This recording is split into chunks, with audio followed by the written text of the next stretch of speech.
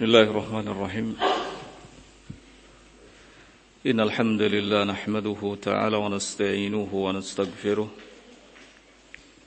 na'udzu billahi min shururi anfusina wa sayyiati a'malina. May yahdihillahu fala mudilla lahu wa may yudlil fala hadiya lahu.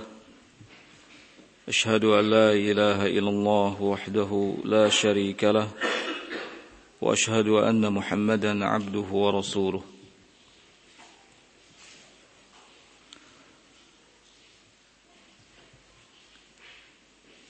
يقول الله سبحانه وتعالى في كتابه الكريم يا أيها الذين آمنوا اتقوا الله حق تقاته ولا تموتن إلا وأنتم مسلمون يا أيها الناس اتقوا ربكم الذي خلقكم من نفس واحدة وخلق منها زوجها وبث منهما رجالا كثيرا ونساء واتقوا الله الذي تساءلون به والأرحام إن الله كان عليكم رقيبا يا أيها الذين آمنوا اتقوا الله وقولوا قولا سديدا يصلح لكم أعمالكم ويغفر لكم ذنوبكم ومن يطع الله ورسوله فقد فاز فوزا عظيما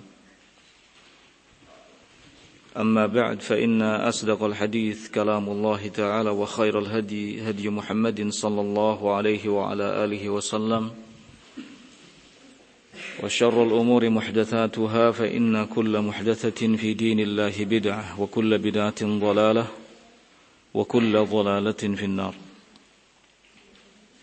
إخواني بالدين rahimani wa rahimakumullah.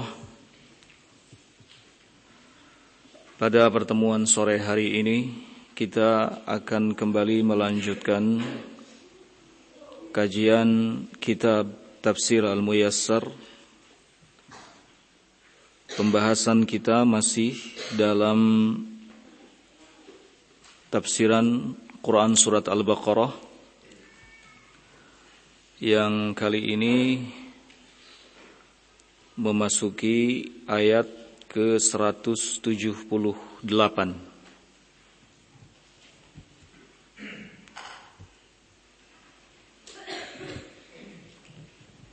Kita akan melanjutkan pembahasan dari ayat itu dan diikuti dengan ayat-ayat setelahnya.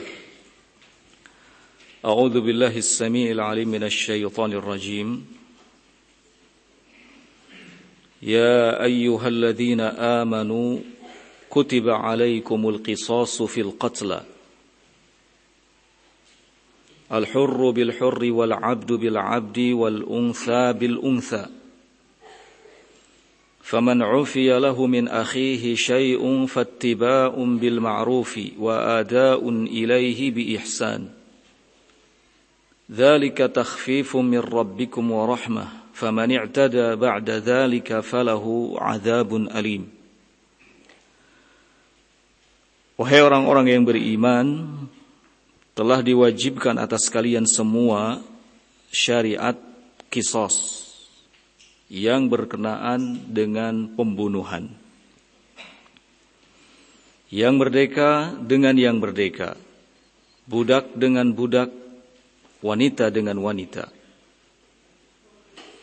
Barang siapa yang mendapatkan pemaafan dari saudaranya, maka hendaknya yang memaafkan dengan cara yang baik, dan pihak yang dimaafkan hendaknya membayar diat tebusan dengan cara yang baik pula. Yang demikian itu adalah keringanan dari Rabb kalian dan bentuk kasih sayang. Namun barang siapa yang melampaui batasan setelah itu, maka sungguh baginya telah disiapkan azab yang pedih. Ini kurang lebih arti dari ayat ke-178. Kita lihat tafsiran dari ayat ini. Qala ya ayyuhalladzina saddaqu Allah wa rasulahu wa amilu bi syar'ihi faradallahu alaikum an taqtassu minal qatili amdan biqatlihi bisyartil musawati wal mumathalati. Wahai orang-orang yang membenarkan Allah dan Rasulnya sebagai kata ganti dari beriman kepada Allah. Wa amilu bi syar'ihi, dan yang senantiasa mengamalkan syariatnya. Diseru oleh Allah Subhanahu wa taala siapapun yang membenarkannya dan membenarkan Rasulnya serta mengamalkan syariatnya. Apa seruan Allah di ayat itu? Qala faradallahu alaikum an taqtassu minal qatili amdan biqatlihi. Allah telah mewajibkan kepada kalian agar kalian menegakkan syariat qisas minal qatil, kepada orang yang melakukan pembunuhan amdan biqatlihi, secara sengaja. Dalam syariat pembunuhan itu ada 3 bentuknya. Yang pertama amdan, seseorang melakukan pembunuhan dengan sengaja. Nampak jelas si A membawa senjata tajam, yang mana senjata tajam ini kalau diarahkan kepada saudaranya, maka saudaranya akan meninggal dunia. Membunuh dengan sengaja. Al-qatlu amdan. Yang kedua syibhul amdi, mirip sengaja. Mirip sengaja, tidak sengaja tapi mirip sengaja, hampir mirip dengan sengaja. Misalnya si A tujuannya hanya memukul si B saja, tidak menggunakan senjata tajam, atau kalaupun menggunakan senjata, maka senjata itu sebenarnya tidak akan sampai membunuh. Tapi qaddarullah ma syafa'al, yang terjadi di lapangan tidak seperti itu. Yang dipukulnya meninggal dunia. Ini namanya syibhul amd. Yang ketiga adalah khata'an. Terjadi pembunuhan karena kesalahan. Terjadi pembunuhan karena kesalahan, misalnya seseorang menggunakan anak panah membidik seekor binatang, tapi mengenai orang. Keliru, salah. Jadi ini 3 macam bentuk pembunuhan dalam Islam. Pertama amdan, sengaja. Yang kedua syibhul amdi, mirip dengan sengaja. Dan yang ketiga khata'. Di sini Allah Subhanahu wa taala menyatakan bahwa Allah telah mewajibkan kalian untuk menegakkan syariat qisas kepada siapa? Kepada al-qatil, orang yang melakukan pembunuhan amdan biqatlihi, dengan sengaja. Bisyartil musawati wal mumathalah, dengan syarat sama dan semisal.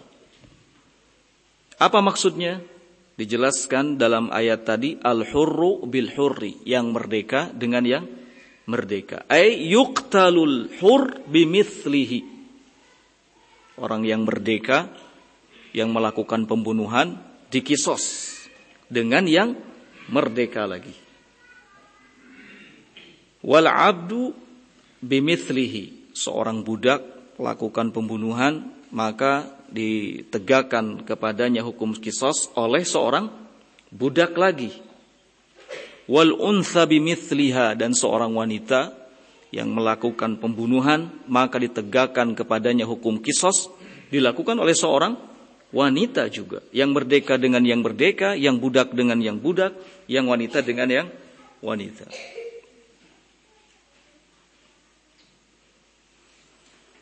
Faman samahahu waliyul maqtul bil afwi anil iqtisas minhu wal iktifa bi akhdhi dhiyah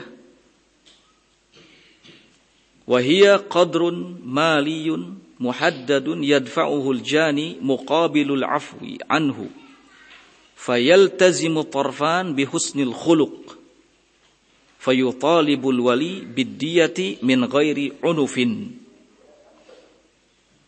wa yadfa'ul qatil ilaihi haqqahu bi ihsanin min ghairi ta'khirin wala naqsin. Faman samahahu waliyul maqtul, maka siapa saja yang diberi maaf oleh keluarga yang dibunuh, diberi maaf oleh keluarga yang dibunuh, anil iqtisas, sehingga tidak ditegakkan hukum apa? Qisas, wal iqtifa bi akhdhid diyah, dan mencukupkan dengan mengambil diat atau tebusan. Diat itu adalah harta atau ukuran harta yang telah ditentukan, yang diserahkan oleh pelaku pembunuhan, yadfa'uhul jani, diserahkan oleh pelaku pembunuhan sebagai imbalan dari adanya maaf untuknya. Ya. Ini namanya diat. Tebusan. Hukum asal, orang yang melakukan pembunuhan itu mesti ditegakkan padanya apa? Qisas.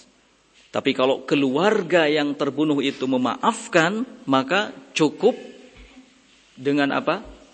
Adanya diat atau tebusan yang diserahkan oleh si pembunuh kepada keluarga yang dibunuh. Diat atau tebusan ini adalah qadrun maliyun, ukuran harta yang ditentukan dalam syariat. Disebutkan ukurannya itu mi'atu ibil, 100 unta. Sama saja apakah pembunuhan itu terjadi dengan sengaja atau mirip sengaja atau salah. Tebusannya adalah 100 ekor unta. Kata Syekh bin Baz, kalau diuangkan itu sekitar 100.000 real.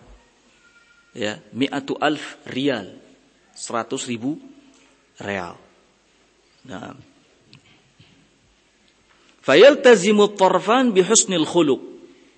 Kalau seandainya keluarga dari pihak yang dibunuh itu memaafkan orang yang melakukan pembunuhan, maka kedua belah pihak, yaltazimu tarfan, kedua belah pihak harus menampakkan husnil khuluq, akhlak yang baik. Berarti ada apa di sini? Perdamaian, ya. Maka masing kedua belah pihak itu harus menampakkan akhlak yang baik. Fayutalibul wali biddiyati min ghairi unuf, dan keluarga yang terbunuh hendaknya menuntut atau meminta tebusan atau diat itu min ghairi unufin, tanpa menampakkan sikap kasar. Wa yadfa'ul qatil ilaihi haqqahu bi ihsan, dan pihak yang membunuh menyerahkan diat tersebut juga dengan cara yang apa? Baik. Jadi baik-baikan, baku baik. Ya. Min ghairi takhirin wala naqsin, dengan tanpa mengakhir-akhirkan penyerahan tebusan tersebut, wala naqsin, dan tidak pula mengurangi ketentuannya. Kalau 100 unta berarti harus 100 unta, jangan 99 ekor unta atau 99,9 ekor unta. Jangan, harus 100 ekor unta. Nah, dzalikal afu ma'a akhdidz dziyah takhfifu mir rabbikum. Adanya pemaafan dengan adanya tebusan, itu semua bentuk keringanan yang diberikan oleh Rabb kalian kepada kalian. Kalau memang tidak mau menegakkan hukum qisas, keluarga dari pihak yang terbunuh itu memaafkan, lalu yang membunuh menyerahkan diat, maka harus dilakukan dengan cara yang baik, tetap menampakkan akhlak yang baik, ya, dan itu sebagai bentuk apa? Keringanan dari Rabb kalian. Nah, wa rahmatan bikum, dan kasih sayang kepada kalian. Lima fihi minat tashil wal intifa, karena di dalamnya ada banyak unsur kemudahan, wal intifa, dan manfaat. Qala faman qatala al-qatila ba'da al-'afwi anhu wa akhdid diyati falahu 'adzabun alimun biqatlihi qisasan fid dunya aw bin nar fil akhirah. Maka barang siapa yang membunuh si pelaku pembunuhan setelah dimaafkan oleh keluarga yang dibunuh, atau mengambil diat, falahu adzabun alim. Dia akan disiapkan azab yang pedih. Ya. Ini yang disebut oleh Allah dalam firman-Nya tadi, faman i'tada ba'da dzalika, barang siapa yang melakukan tindakan melampaui batasan setelah itu, sudah jelas pihak yang membunuh itu dimaafkan oleh siapa? Keluarga yang dibunuh, tapi kemudian masih juga tetap dibunuh, maka ini tindakan apa? Melampaui batasan. Nah, baginya azab yang pedih, biqatlihi qisasan fid dunya. Baginya azab yang pedih, biqatlihi qisasan fid dunya, dengan cara dibunuh di dunia, au binnar fil akhirah, atau azab yang pedih berupa neraka di akhirat. Nah, kemudian di dalam Islam ada beberapa ketentuan yang menyangkut penegakan hukum qisas. Di antaranya yang pertama, jika orang merdeka melakukan pembunuhan, maka orang yang merdeka ini tidak bisa dikisos oleh orang budak, oleh seorang budak. Karena dalam Al-Quran al-hur bil hur, yang merdeka dengan yang merdeka. Maka yang merdeka yang melakukan pembunuhan tidak boleh dikisos oleh yang budak. Ini satu. Kemudian ketentuan yang kedua, seorang muslim yang melakukan pembunuhan, yang dibunuhnya orang kafir, dibunuh oleh seorang muslim, maka seorang muslim ini tidak boleh dikisos oleh seorang kafir. Karena Nabi SAW menyatakan dalam sabdanya, hadis riwayat Bukhari, la yuqtalul muslimu bikafirin. Seorang muslim tidak boleh dikisos oleh seorang kafir. Ya. Ini ketentuan yang kedua. Kemudian ketentuan yang ketiga, seorang laki-laki ia membunuh seorang wanita, laki-laki muslim, membunuh seorang wanita muslimah. Apakah seorang laki-laki muslim yang membunuh ini dapat dikisos oleh seorang wanita? Ada khilaf di kalangan para ulama, khusus yang ketiga ini. Namun jumhur ulama mengatakan boleh seorang wanita muslimah mengkisos seorang laki-laki muslim yang melakukan pembunuhan. Karena darahnya kaum muslimin itu sama, tidak beda. Sama, tidak beda. Nah, ini yang ketiga. Kemudian yang keempat, jika sekelompok orang melakukan pembunuhan terhadap satu orang, maka semua orang yang terlibat melakukan pembunuhan tersebut dikisos. Dulu ada kasus di zaman Umar ibn Khattab, 7 orang membunuh 1 orang.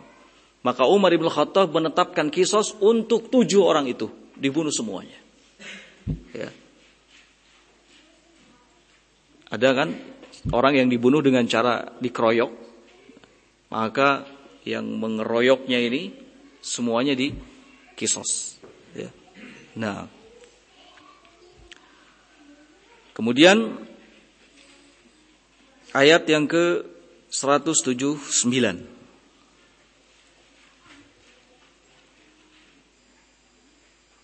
Walakum fil qisasi hayatun ya ulil albab la'allakum tattaqun. Walakum fil qisas, kata Allah Subhanahu wa taala, bagi kalian dalam syariat qisas hayatun, ada kehidupan. Ya ulil albab, wahai orang-orang yang berakal, la'allakum tattaqun, agar kalian bertakwa. Mungkin bagi sebagian orang syariat qisas adalah hal yang berat, atau bahkan ada yang menganggapnya bahwa itu tindakan yang tidak adil. Maka Allah Subhanahu wa taala membantah semua itu dalam firman-Nya, ya, walakum fil qisas hayatun, bagi kalian dalam syariat qisas itu sebenarnya ada kehidupan. Qisas itu sebenarnya dalam rangka menjaga kehidupan manusia, bukan semata-mata melenyapkan jiwa manusia. Ini hal yang perlu untuk difahami.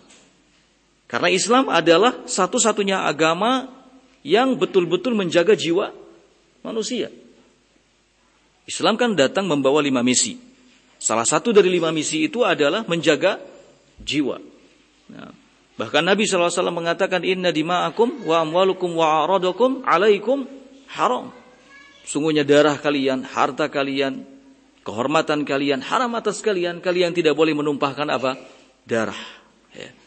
Persoalan darah dalam Islam itu menjadi sesuatu yang serius. Ya.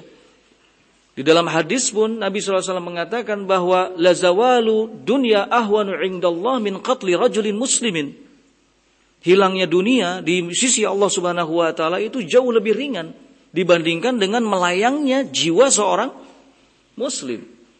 Maka patut dipahami atau perlu dipahami bahwa syariat qisas ini bukan dalam rangka melenyapkan nyawa manusia, tapi justru di balik itu semua dalam rangka menjaga kehidupan dan jiwa manusia. Maka Allah Subhanahu wa taala mengatakan walakum fil qisas hayatun. Bagi kalian dalam syariat qisas itu ada kehidupan. Ya. Menjaga kehidupan kalian, menjaga kelestarian kalian, menjaga hubungan kalian. Supaya kalian tidak bermudah-mudah untuk saling apa? Membunuh. Karena membunuh seorang muslim itu hal yang diharamkan. Nabi SAW berwasiat, la tarji'u ba'di kuffaran yadribu ba'dukum riqaba ba'din. Janganlah sekali-kali kalian kembali ke kufuran. Kembali kepada kekufuran. Yaitu sebagian kalian memenggal leher sebagian yang lain. Sibabul muslim fusukun wa qitaluhu kufrun. Mencela seorang muslim adalah kefasikan dan membunuhnya adalah apa? Kekufuran. Dalil-dalil ini sudah sangat jelas, ya. Sudah sangat jelas menerangkan kepada kita bahwa Islam betul-betul menjaga jiwa manusia, menjaga kehidupan manusia. Maka adanya syariat Islam jangan sampai dalam hal qisas jangan sampai dipahami kalau itu ya merugikan kehidupan manusia. Allah Subhanahu wa taala menyatakan walakum fil qisasi hayatun. Ya ulil albab, wahai orang-orang yang berakal. Karena hanya orang-orang yang berakal lah yang mampu memahami akan hal ini. Ya. Kalau orang-orang yang tidak sempurna akalnya atau orang-orang yang tidak menggunakan akalnya dengan baik, maka mereka akan menentang dan merasa keberatan dengan syariat apa? Dengan syariat qisas ini. Bahkan di akhir ayat Allah mengatakan la'allakum tattaqun, agar kalian bertakwa kepada Allah Azza wa Jalla. Tafsiran dari ayat ini, qala walakum fi tashri'il qisas wa tanfidhihi hayatun aminatun ya ashabal uquli as-salimah. Di ayat tadi Allah Subhanahu wa taala menerangkan bahwa bagi kalian wahai manusia fi tashri'il qisas, dalam hal disyariatkannya hukum qisas, wa tanfidhihi, dan dijalankannya hayatun aminatun, ada kehidupan yang tentram, kehidupan yang aman, kehidupan yang damai, gemah ripah loh jenawi. Ya. Ya ashabal uqul as-salimah, wahai para pemilik akal yang lurus. Wahai para pemilik akal yang lurus, khusus buat mereka ini. Ya. Karena kalau yang akalnya sudah error, syariat apapun yang Allah Subhanahu wa taala tetapkan akan ditolak, akan merasa berat untuk menjalankannya. Ini orang-orang yang akalnya apa? Error, ya. Akalnya mati, akalnya putus. Nah, kalau orang Sunda bilang akalnya ngeceprut, ya. Pegat. Bagi mereka syariat apapun yang Allah Subhanahu wa taala tetapkan itu menjadi sesuatu yang berat. Ya. Menjadi sesuatu yang bermasalah dalam kehidupannya. Oleh karenanya di sini Allah Subhanahu wa taala mengatakan ya ulil albab secara khusus, wahai orang-orang yang berakal, dalam artian wahai pemilik akal-akal yang lurus, akal-akal yang sehat, ya. Raja'a taqwallah wa khasyatahu bi ta'atihi daiman, yaitu orang-orang yang selalu berharap takwa Allah, takwa kepada Allah, wa khasyatahu dan takut kepadanya, bi ta'atihi daiman, dengan melakukan ketaatan daiman secara terus menerus. Nah, selanjutnya ayat yang ke 180. Allah Subhanahu wa taala berfirman, kutiba alaikum idza hadara ahadakumul mautu in taraka khairal wasiyyatu lil walidaini wal aqrabina bil ma'ruf haqqan 'alal muttaqin. Kutiba alaikum, telah diwajibkan atas kalian. Idza hadara ahadakumul maut, apabila tanda-tanda kematian itu sudah datang kepada salah seorang di antara kalian. In taraka khairal wasiyyatu lil walidain, jika ia meninggalkan harta, maka hendaknya memperhatikan soal apa? Wasiat. Untuk siapa? Lil walidain, untuk kedua orang tua, wal aqrabin, dan kerabat. Bil ma'ruf, dengan cara yang baik. Wasiat itu ditunaikan.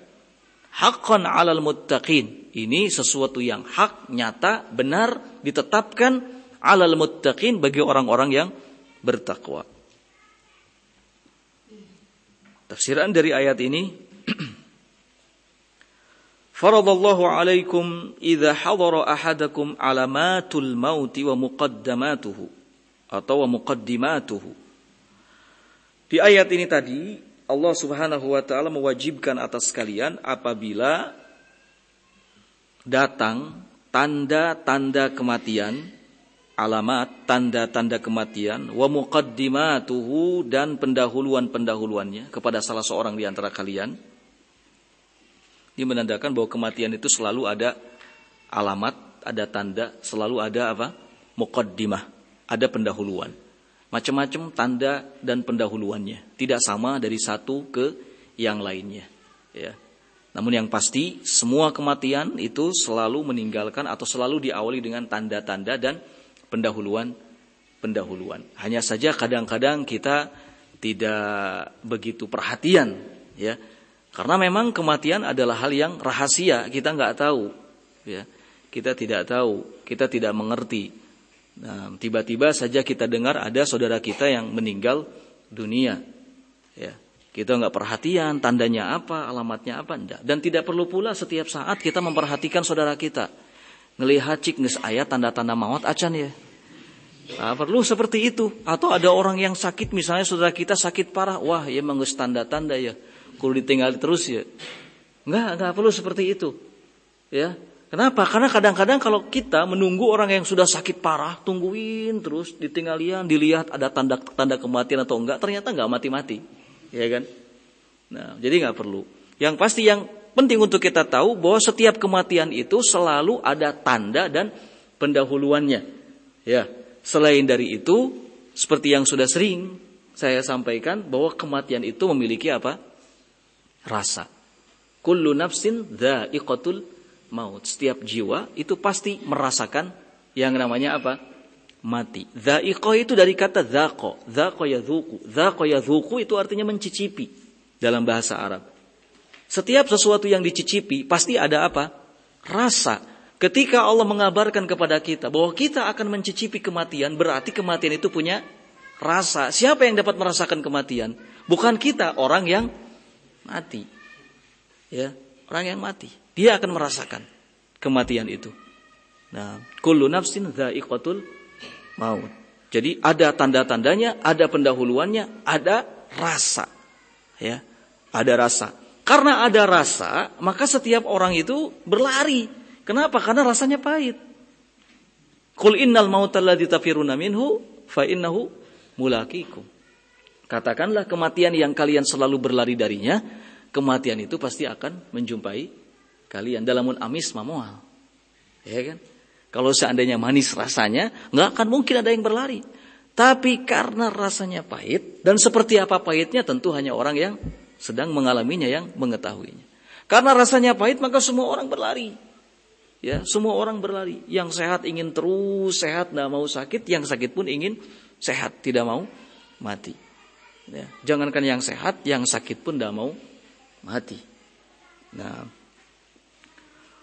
qala idza hadara ahadakum alamatul maut muqaddimatuhu, apabila telah datang tanda-tanda kematian dan pendahuluan-pendahuluannya kepada salah seorang di antara kalian, intaraka malan, jika ia meninggalkan harta, al-wasiyata bi juz'in min malihi, maka hendaknya dia memperhatikan apa? Soal wasiat bi juz'in min malihi, dari sebahagian harta yang dimilikinya, lil walidain, untuk kedua orang tua, wal aqrabin, dan kerabat, ma'a mura'atil adli, dengan selalu memperhatikan keadilan.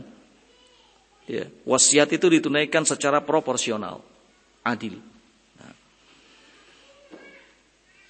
Fala yada'ul faqir wa yusi lil ghani. Jangan sekali-kali membiarkan orang fakir, membiarkan yang fakirnya, wa yusi lil ghani, dan memberikan wasiat kepada orang yang kayanya. Wala yatajawajus suluth, dan tidak boleh sekali-kali melebihi 1/3. Karena Nabi SAW mengatakan ats-tsuluts was-tsulutsu katsir. Cukup 1/3. Karena 1/3 itu sudah dianggap apa? Banyak dalam hal wasiat. Ya, kalau kita ingin mewasiatkan sebagian harta yang kita tinggalkan sebelum kita meninggal, maka wasiatkanlah harta itu diberikan kepada kerabat kita sebanyak berapa? 1/3. Nah, cukup 1/3. Wadzalika haqqun tsabitun. Yang demikian itu adalah perkara yang hak, yang sudah tetap, ya, benar adanya. Ya'malu bihi ahlut taqwa, yang diamalkan oleh ahli taqwa, orang-orang yang bertakwa, alladzina yakhafunallah, yaitu orang-orang yang takut kepada Allah. Kemudian ada penjelasannya, wa kana hadza qabla nuzuli ayatil mawarith. Ini sebelum turunnya ayat yang berkenaan dengan apa? Warisan. Allati haddadallahu fiha nasiba kulli warithin, di mana Allah Subhanahu wa taala telah menentukan di dalamnya nasiba, bagian, kulli warithin, masing-masing ahli waris. Ya. Jadi turun dulu tentang apa? Ayat tentang wasiat, baru kemudian ayat tentang warisan. Nah,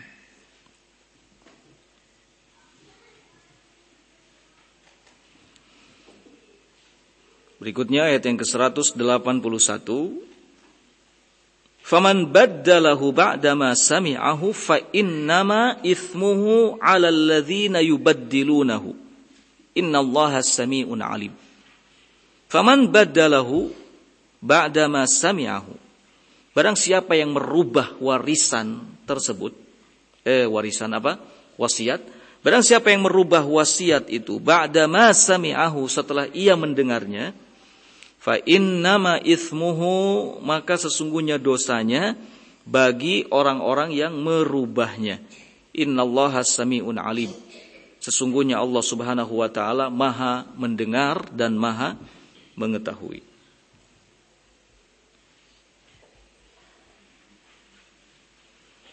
Tafsirannya, faman ghayyara wasiyatal mayyit ba'dama sami'aha minhu qabla mautihi fa innama adh-dhanbu 'ala man ghayyara wa baddala. Faman ghayyara, barang siapa yang merubah wasiat mayit setelah dia mendengar wasiat tersebut dari si mayit sebelum mayit itu mati, fa innamad dzambu, maka sesungguhnya dosanya, ala man ghayyara wa baddala, dibebankan, ditimpakan kepada yang merubahnya dan yang menggantinya. Ini menunjukkan bahwa wasiat itu sesuatu yang penting, ya, sesuatu yang harus dijaga, dan sesuatu yang harus ditunaikan sesuai dengan isinya. Ya, jangan sampai merubahnya, jangan sampai menggantinya. Nah, kalau sampai diganti, dirubah, maka dosanya akan ditimpakan kepada orang yang menggantinya dan merubahnya. Nah. Innallaha sami'un liwasiyatikum wa aqwalikum. Sesungguhnya Allah Subhanahu wa taala Maha mendengar atas wasiat yang kalian sampaikan, wa aqwalikum, dan perkataan-perkataan kalian. Alimun bima tukhfihi sudurakum minal maili ilal haqqi wal adli awil jawri wal haifi. Sayujazikum ala dzalika. Allah Subhanahu wa taala alimun, Maha mengetahui, bima tukhfihi sudurakum, terhadap segala sesuatu yang disembunyikan dalam dada-dada kalian. Minal maili ilal haq, baik berupa kecondongan kepada kebenaran dan keadilan, atau kecondongan kepada al-jawri wal haif, kecurangan dan kejahatan. Ya. Sayujazikum ala dzalika. Allah akan membalas kalian semua atas hal itu. Tidak ada satupun yang disembunyikan dalam dada manusia melainkan Allah Subhanahu wa taala mengetahuinya. Ya. Allah Subhanahu wa taala mengetahuinya karena Allah alimun, Maha tahu. Karena itu hendaknya masing-masing kita menjaga dengan baik wasiat yang disampaikan oleh si mayit, selama wasiat tersebut tidak bertentangan dengan apa? Syariat. Kalau ada wasiat-wasiat yang bertolak belakang dengan syariat, ya, maka wasiat tersebut tidak perlu diamalkan. Kenapa? Karena mengandung dosa, ya, mengandung dosa.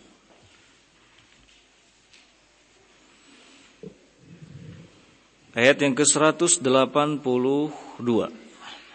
Selanjutnya, faman khafa mim musin janafan au ithman fa aslaha bainahum fala ithma alaihi innallaha ghafurur rahim.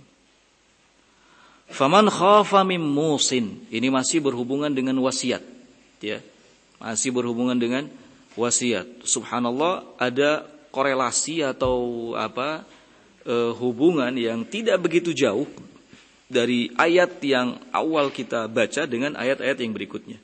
Ayat yang pertama kita baca, ayat yang ke-178, itu berhubungan dengan pembunuhan. Jelas ini kaitannya sangat erat dengan apa? Dengan kematian.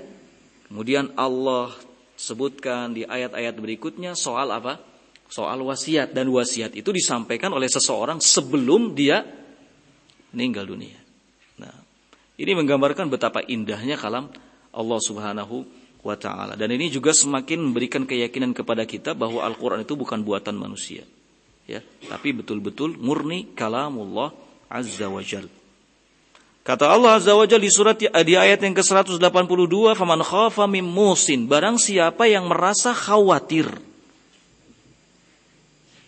Barang siapa yang merasa khawatir, mim musin, dari si pemberi wasiat, janafan, berlaku berat sebelah, au ithman, atau melakukan kesalahan, dosa, fa aslaha bainahum, kemudian dia mencoba untuk memperbaiki keadaan antara pihak yang memberi wasiat dengan pihak yang menerima wasiat, fala ithma alaih, maka tidak ada dosa baginya. Ya, tidak ada dosa baginya. Innallaha ghafurur rahim, karena sesungguhnya Allah Maha Pengampun lagi Maha Penyayang. Di ayat sebelumnya Allah jelaskan barang siapa yang merubah atau mengganti wasiat, maka dosanya ditimpakan kepadanya, ya enggak? Tapi kadang-kadang ada si pemberi wasiat, seseorang mau menyampaikan wasiat sebelum mati, cuma dia ini berat sebelah, tidak adil, ya. Memberikan wasiat hanya kepada si A dengan jumlah yang lebih banyak, kepada si B tidak. Atau bahkan wasiatnya hanya diberikan kepada orang yang kaya saja dari ahli warisnya, yang miskinnya tidak dikasih. Ya.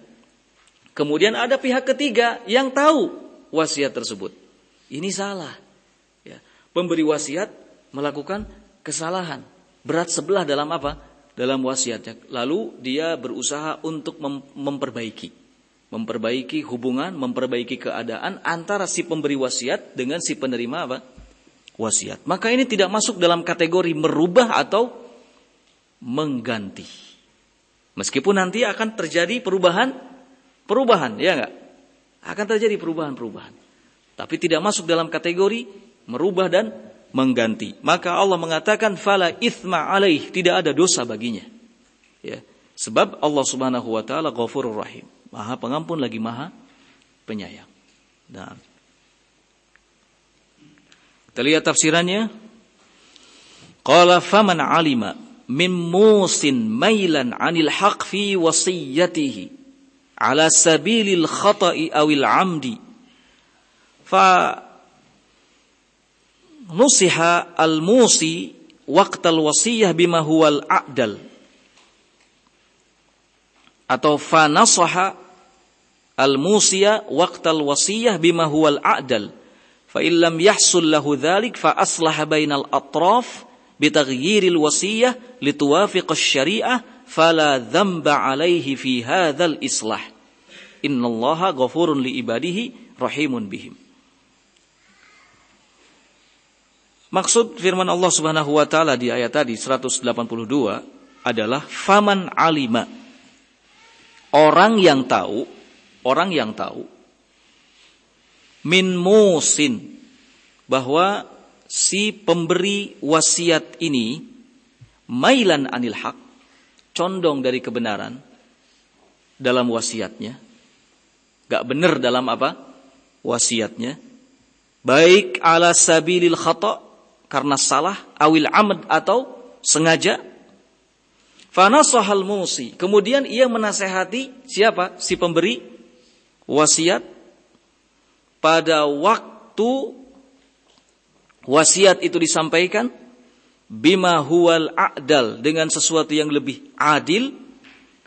Fa illam yahsul dzalika, kalau ternyata itu tidak berhasil, fa aslaha bainal atrab, lalu dia memperbaiki hubungan, ya, antar pihak, si pemberi wasiat dengan si penerima wasiat, bitaghyiril wasiyah, dengan sedikit merubah wasiat yang ada supaya mencocoki syariat, maka tidak ada dosa baginya dalam hal ini. Ya, paham enggak? Tidak ada dosa baginya dalam hal ini. Ada pemberi wasiat, ada pihak penerima wasiat, ada saksi. Katakanlah pihak ketiga ini apa? Saksi. Si pemberi wasiat dalam memberikan wasiatnya itu enggak adil. Ya. Saksi tahu akan hal ini. Ya. Maka si saksi memberi nasihat kepada siapa? Yang memberi wasiat. Tidak boleh begitu. Harus adil dalam memberikan nasihat. Jika tidak berhasil, maka si saksi ini yang mengetahui hal itu harus memperbaiki apa? Hubungan antara pihak pemberi wasiat dengan pihak yang menerima wasiat. Kalau ternyata yang memberi wasiat kemudian meninggal dunia, maka si saksi ini hendaknya memperbaiki apanya? Wasiatnya. Ya, supaya lebih nampak adil, semuanya dapat. Walaupun ada tindakan merubah wasiat, maka ini tidak masuk dalam kategori yang disebutkan oleh Allah di ayat 181. Ya. Yang mendapatkan apa? Dosa. Nah, enggak masuk dalam kategori itu. Bahkan Allah menjamin siapa yang melakukan hal itu, la itsma alaih, tidak ada dosa baginya. Karena perlu dirubah, ya, wasiat itu supaya mencocoki apa? Syariat. Nah, sehingga tidak ada dosa baginya. Sesungguhnya Allah Subhanahu wa taala Maha mengampuni dosa hamba-hambanya, rahimun bihim, dan Maha menampakkan kasih sayang kepada mereka. Baik, ini akhir ayat yang membahas soal apa? Wasiat. Selanjutnya ayat yang ke-183, Allah Subhanahu wa taala berfirman, Ya ayyuhalladzina amanu kutiba alaikumus shiyam kama kutiba alal ladzina min qablikum la'allakum tattaqun. Wahai orang-orang yang beriman, telah diwajibkan atas kalian berpuasa, melakukan saum, sebagaimana telah diwajibkan pula kepada orang-orang sebelum kalian, la'allakum tattaqun, agar kalian bertakwa. Di ayat ini ada perintah dari Allah Subhanahu wa taala, ya, yang disertai dengan motivasi, dorongan. Nah, suatu perintah kalau disertai dengan sebuah motivasi biasanya nampak ringan. Ya, nampak apa? Ringan. Perintahnya adalah untuk melakukan apa? Shaum. Wahai orang-orang yang beriman, telah diwajibkan kepada kalian shaum. Kemudian motivasinya apa? Kama kutiba 'alal ladzina min qablikum. Ini dorongannya. Sebagaimana saum juga sudah diwajibkan kepada orang-orang sebelum kalian, dan orang-orang sebelum kalian sudah berhasil bisa melakukannya. Maka kalian pun bisa untuk apa? Melakukannya. Nah, terasa ringan ya sebuah perintah itu. Jika ada motivasi, jika ada dorongan, ya. Karena itu kadang-kadang kita ketika ingin mengarahkan saudara-saudara kita kepada kebaikan, jangan hanya sekedar menyampaikan ini wajib, ini sunnah, ini, tapi coba disertai dengan apa? Pemberian motivasi, dorongan, ya, supaya orang yang akan melaksanakannya itu merasa apa? Ringan, ya, tidak berat. Nah, ini penting. Makanya dalam mau'izah, selain menyampaikan hukum-hukum syariat, juga mesti disertai dengan apa? Targhib dan tarhib. Ya.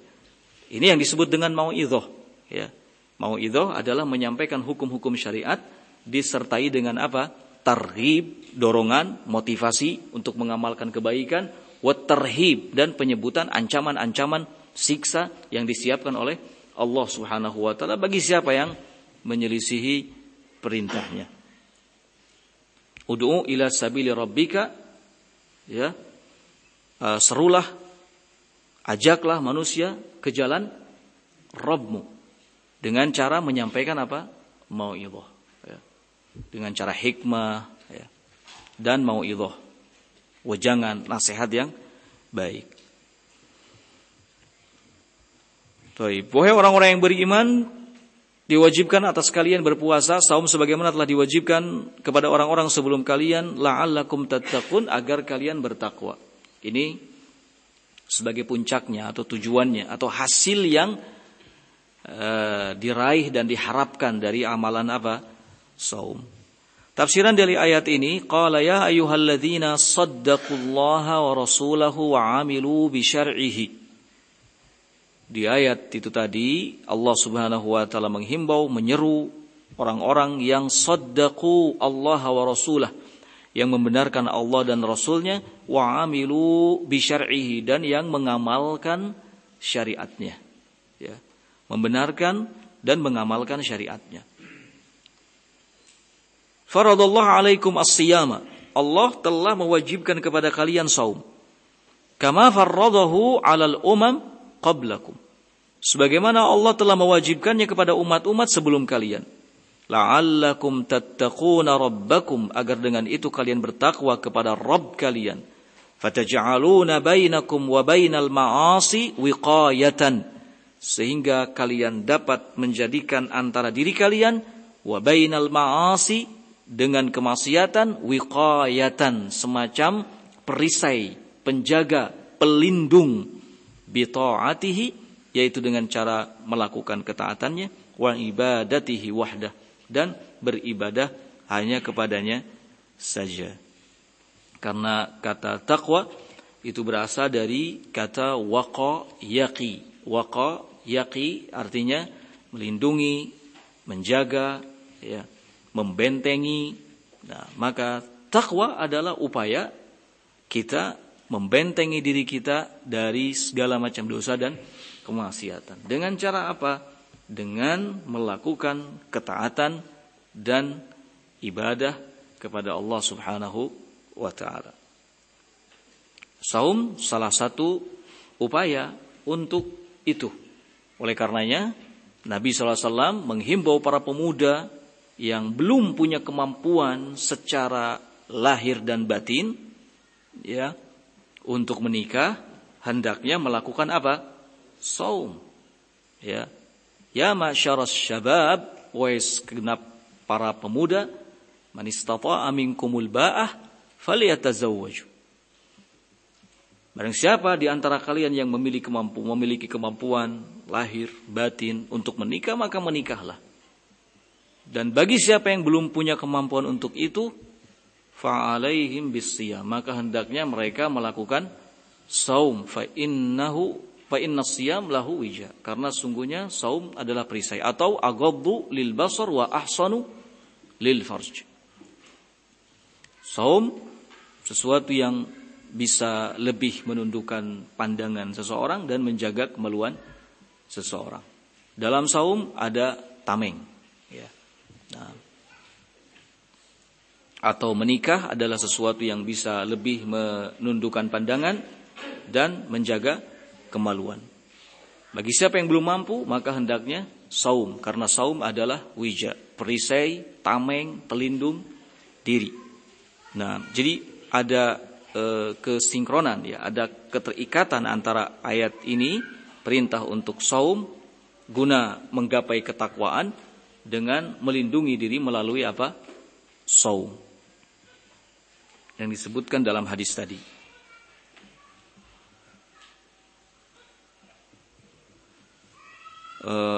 Kita cukupkan sampai di sini. Insyaallah kita lanjutkan di kesempatan mendatang. Subhanakallahumma bihamdik, asyhadu an la ilaha illa anta, astaghfiruka wa atubu ilaik. Walhamdulillahirabbil alamin.